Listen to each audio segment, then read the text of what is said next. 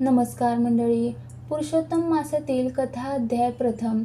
भगवान पुरुषोत्तमांना नमन करून सुरू करूयात. एकेकाळी अनेक महान ऋषी आणि संत पवित्र नैमिषारण्यात जमले होते.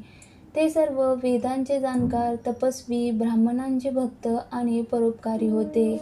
यज्ञांद्वारे जगाचे कल्याण करणे आणि सर्व जीवांच्या मुक्तीकडे नेणारे ज्ञान प्राप्त करणे हे त्यांचे ध्येय होते. त्या क्षणी एक महान कथाकार आणि शास्त्राचे जाणकार असलेले सूतजी तीर्थयात्रेसाठी तेथे आले. त्यांचे रूप अत्यंत दिव्य होते. ते शांत, संयमी, देवाच्या नामात लीन आणि आध्यात्मिक तेजाने चमकणारे होते. सूतजींना पाहून सर्व ऋषी आदराने उभे राहिले. त्यांनी त्यांना बसायला आसन दिले आणि नम्रपणे विनंती केली, "हे सूत, तुम्ही सर्व शास्त्रामध्ये पारंगत आहात. कृपया आम्हाला एक अशी कथा सांगा जी अर्थपूर्ण, लाभदायक असेल आणि आम्हाला हा संसारसागर पार करण्यास मदत करेल." ऋषींची ही विनंती ऐकून सूत प्रसन्न झाले आणि त्यांनी कथा सांगायला सुरुवात केली. सूतांनी सांगितले की अनेक पवित्र तीर्थक्षेत्रांना भेट दिल्यानंतर ते तेथे आले होते.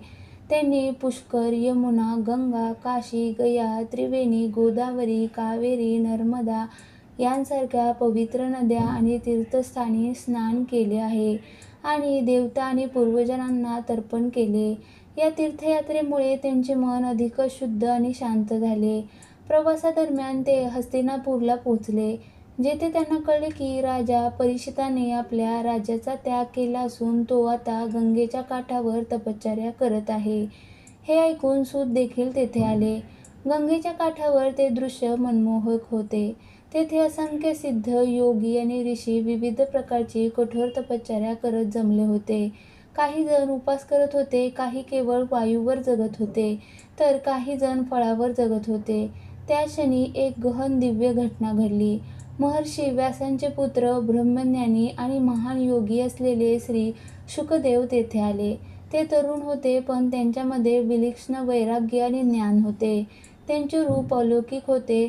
ते सांसारिक आसक्तीपासून पूर्णपणे मुक्त आणि ब्रह्मामध्ये लीन होते. त्यांच्या आगमनानंतर सर्व ऋषी आणि मुनी आदराने उभे राहिले. त्यांनी शुकदेवांना एक उंच आसनावर बसवले. ताऱ्यांनी वेढलेल्या आकाशातील चंद्राप्रमाणे शुकदेव त्या मेळाव्यात तेजस्वी दिसत होते. सर्व ऋषी त्यांच्या सभोवती बसले होते. त्यांचे ज्ञान आणि भगवंताच्या कथा ऐकायला उत्सुक होते.